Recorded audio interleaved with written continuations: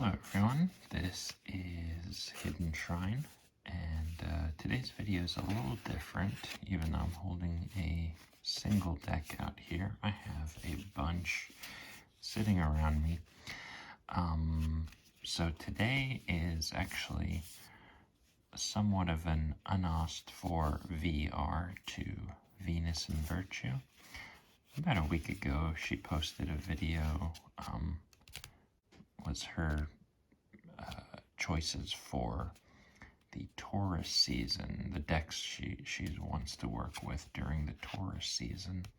And I thought, I watched that and I just really enjoyed it. And I think it was actually either the night before or just that night I had looked through my decks and decided, okay, what do I want to use for May? Because May is, for me, also a very special kind of month. Just like Venus and Virtue, it is also my birth month, and I am a Taurus, earth sign, all that stuff. So I had already started looking through my collection and thinking, okay, well, which of these decks look like, they resonate with this month? It's starting to be spring out there. Actually, it's starting to look pretty much like summer out there right now. But, I've been watching the birds outside and squirrels and little deer and all kinds of cute animals. And last month I worked a lot with the Thoth, and also Mundi, which are both pretty intense decks, and work's been pretty intense, so I was feeling pretty burnt out, so to speak. So I had already started looking for some earthy, soothing decks toward the end of last month, and I got two in particular here that I'm going to show you guys. The one is the Oak, Ash, and Thorn, and then there's the follow-up deck. Oh, it doesn't have it on this side. The follow-up deck was the Smoke, Ash, and Embers. But yeah, so I picked out a couple of decks that I'll be using during the Taurus season, reflecting again the Earth sign and, all the nature that's really coming back to life out there. And that's sort of when I feel the most soothed and happy, when I think about all the animals, really. The animals and the plants, and, going on walks, looking at mushrooms and all the little flowers blooming. So I wanted to, this month, work with decks that kind of had that feeling, the very earthy feeling. And so I'm just going to show them to you guys. I might as well show you these two. So I initially went to go order this because I don't remember where I saw this. I might have just seen like some pictures and I thought this looked like exactly what I was looking for. I had a bit of a rough last 2 months or so. Well, recent times have been a little rough, so I was looking for something kind of soothing and that sort of, spoke to the kind of animal side of things. And I found out about the Oak, Ash, and Thorn. What I didn't realize when I went and ordered it is that the creator, Stephanie Burrows, along with her illustrator Adam Ohlers, I think.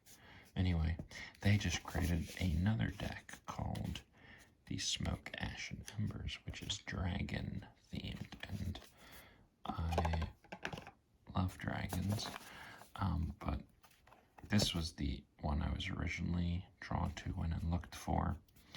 But I ended up buying both decks because you could buy them in sort of a bundle kind of thing.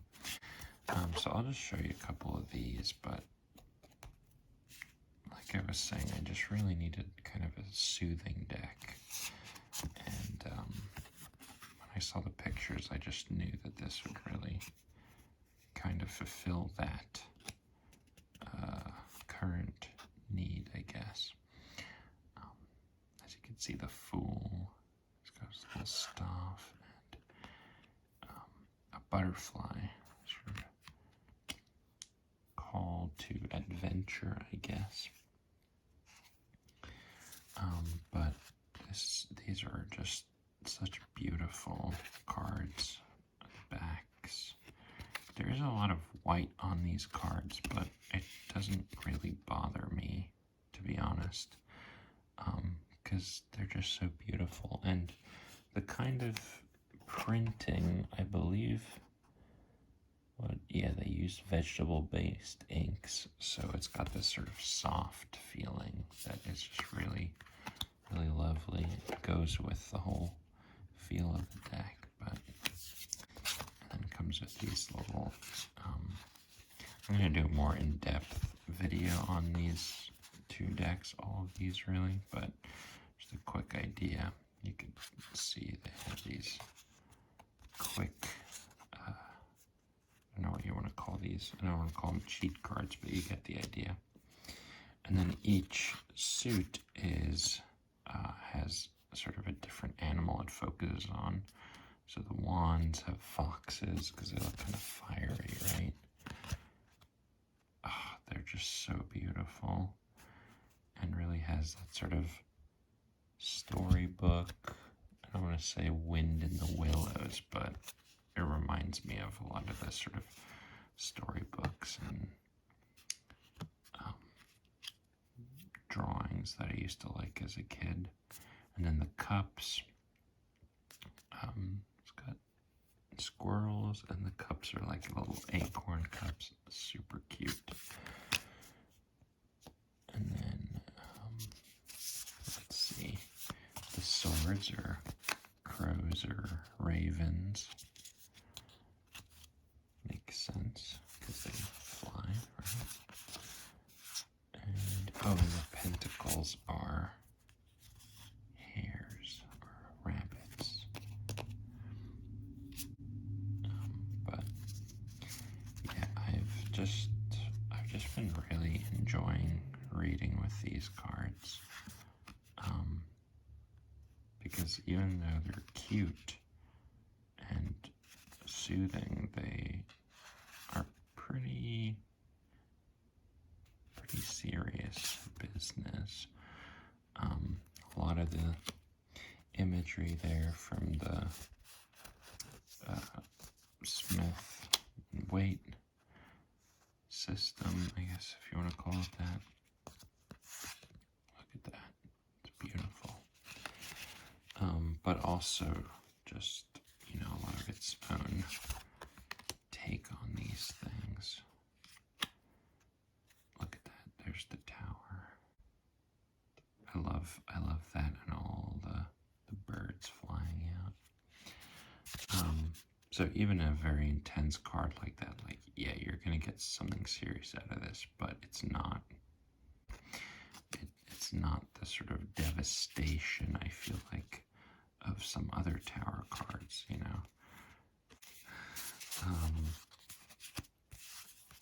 But yeah, just a totally awesome deck, and my first reading with this was so just spot on, and just exactly what I needed to hear.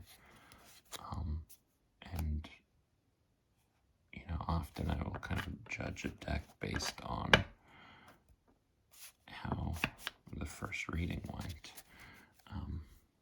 Obviously, sometimes, very frequently, I'll keep working with a deck even if the first reading felt off, but I guess maybe sometimes you just know a deck is special when it gives you that first reading. And I had the same experience with this, although this one gave me a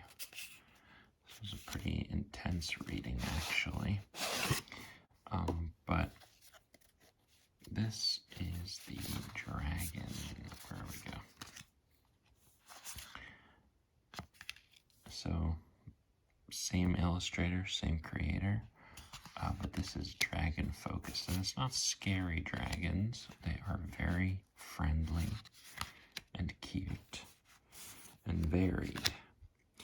But again, you have, instead of different animals, you have different kinds of dragons.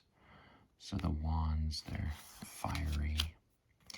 The pinnacles are very earthy or leafy, pretty much. Yeah, like, look how cool that is. He's got these, like, leaves on his,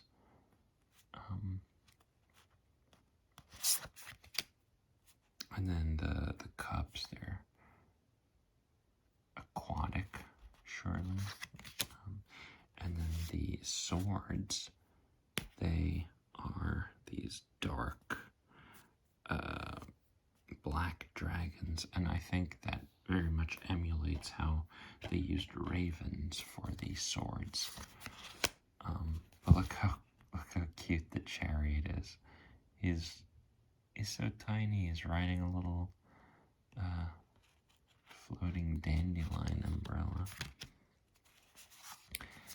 So this deck is really, really beautiful. Like I said, I initially ordered. I was looking initially for the Oak, Ash, and Thorn, the animal deck.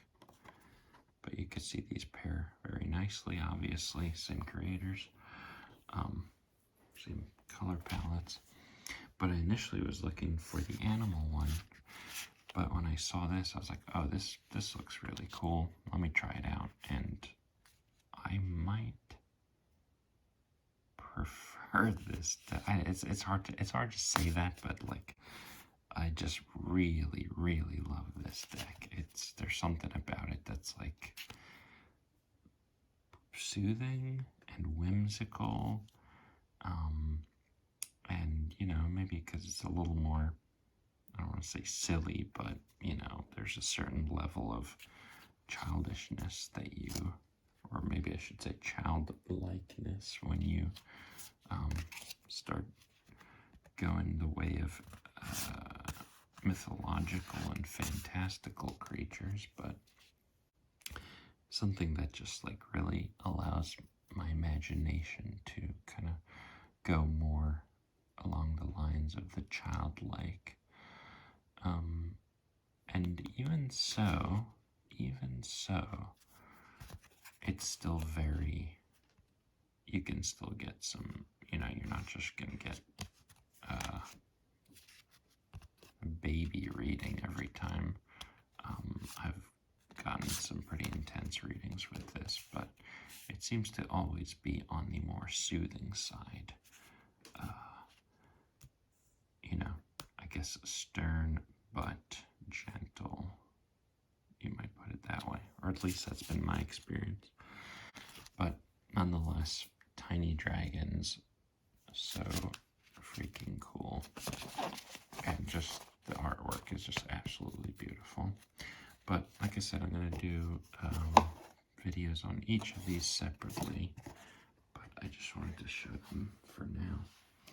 Now that moves us on to my next deck, which I have done a longer video on, so I'm not going to spend a lot of time here, but I'm going to also be working a bit with the Celtic Dragon Tarot.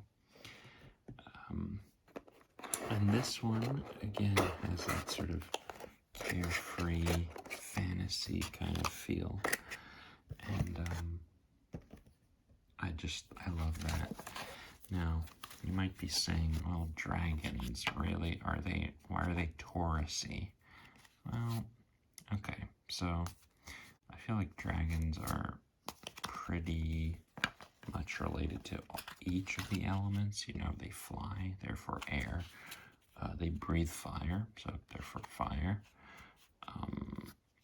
They're kind of amphibious, water. And they are earthy. I tend to associate dragons overall more with earth.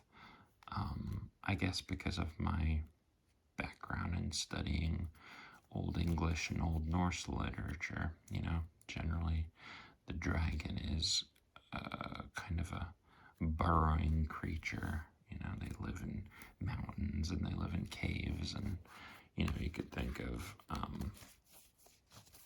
like the Beowulf dragon. I suppose Jormungandr lives in the ocean, but he didn't start in the ocean. He started in the land of the giants. Giants being very much earth creatures. So anyway, I kind of, and just look at the imagery of this deck. Like it's very earthy, right? And just nature-y, it's, I got it all backwards, but, so I will be working with that deck as well. I've only worked a little bit, but so far, very much enjoying the kind of laid-back energy. Like I said, my intense time with the Thoth and Tabula Mundi left me wanting something a little less serious. And then another Llewellyn. Not sure how to say. Well, I know the two L's is like a Llewellyn, but that sounds kind of, coming from a non-native Welsh, I guess. Is that Welsh, right? Speaker. I would like to hear a Welsh person say Llewellyn.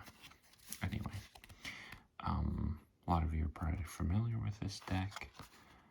It is just absolutely gorgeous.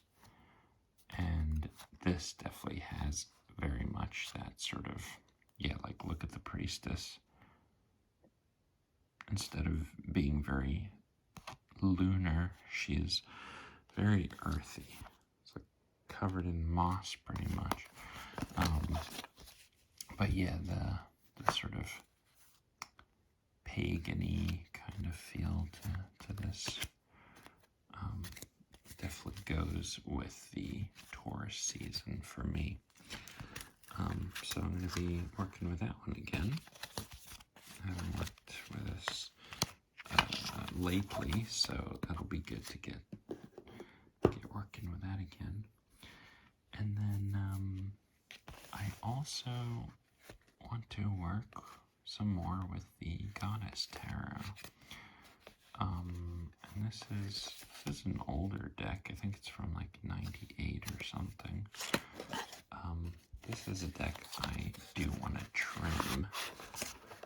I have a lot of decks that I really want to trim, but I'm kind of afraid to do that. So this deck is really cool.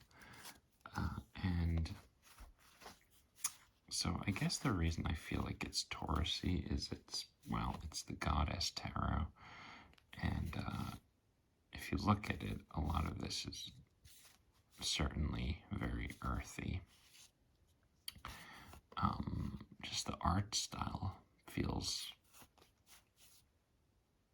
like that to me too. But I guess I also just associate goddesses with the earth, earth being Mother Earth, feminine, Gaia being a sort of perhaps the chief goddess.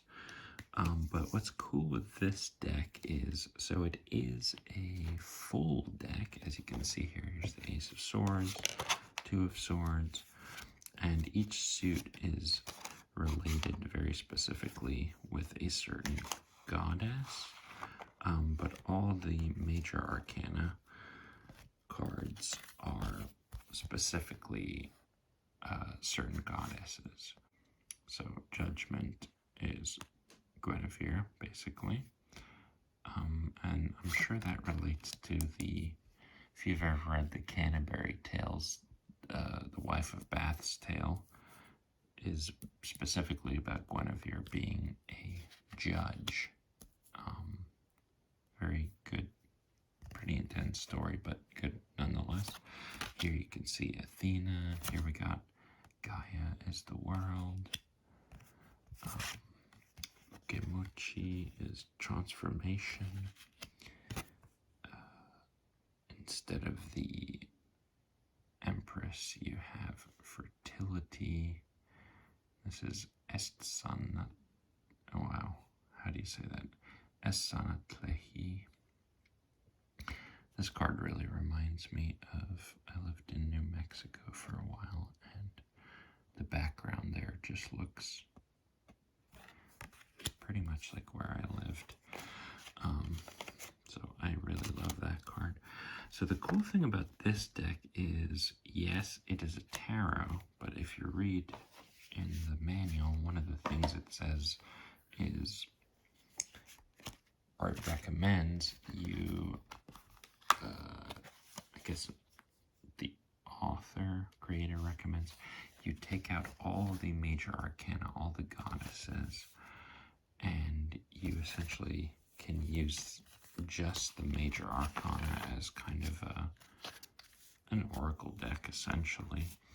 But you just draw one goddess a day and kind of familiarize yourself with them and their aspect or what they represent. And that's been really cool, and I've been enjoying that a lot. Okay, finally we have the Terra Volatile, and I just got this, and I am blown away by how insane this deck is. It is so crazy awesome.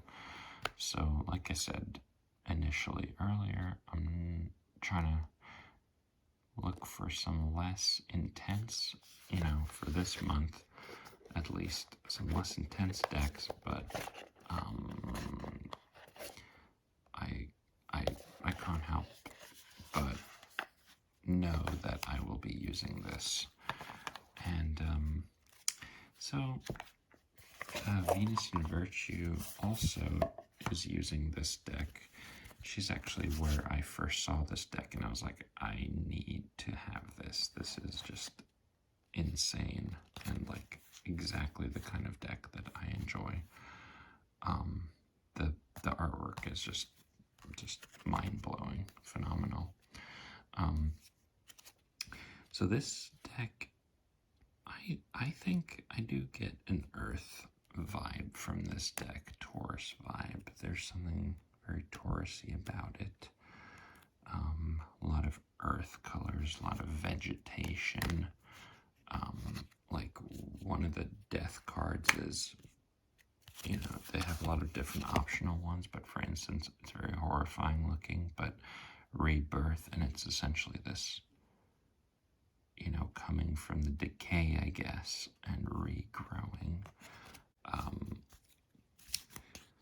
But definitely an intense deck. I think this deck is going to be really cool for the very end of winter, going into spring. It feels very like the color palettes and stuff.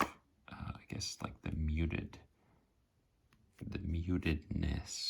I suppose that's a word, but anyway, the mutedness feels very much like dawn, or the very end of dawn.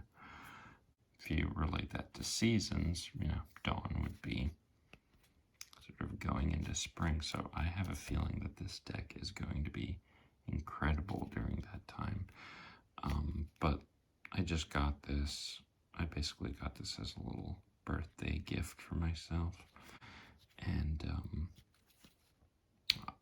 I won't be able to resist using this a bunch this month. Yeah, so, and I do think it's got that earthy kind of vibe to it as well, so I'm very curious to see how it jives with me. But yeah, so those are the decks I'm planning on using. Again, we got the Oak, Ash, and Thorn, the Smoke, Ash, and Embers. We got the Terra Volatile. We got the Goddess Tarot.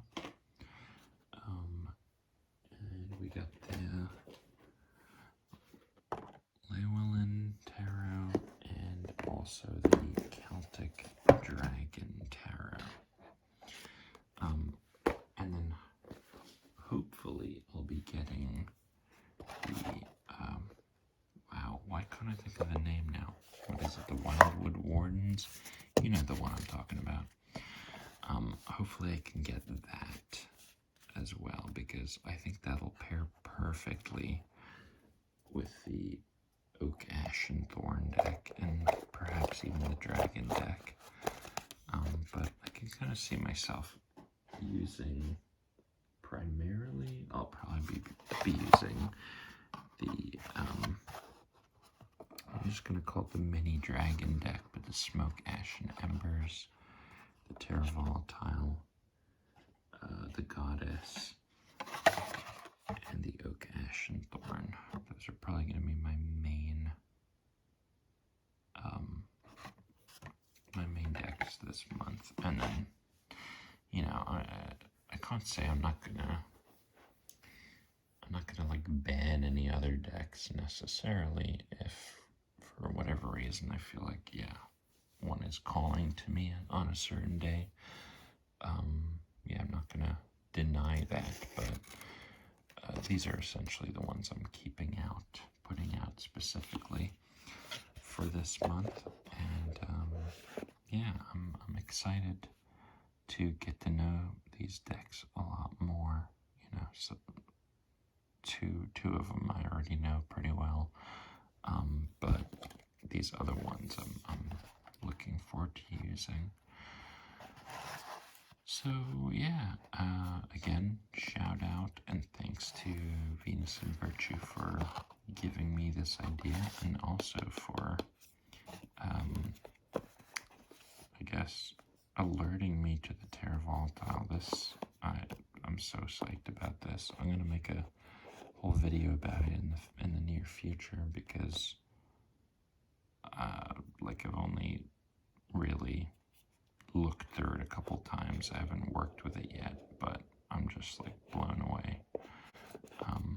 I did get the expansion, which gives a bunch of extra cards, so you can kind of tailor the deck to,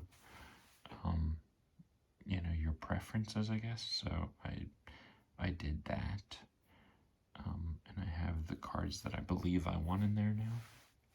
So we'll see how everything goes, but yeah, if you're still watching somehow, you know, please like, subscribe.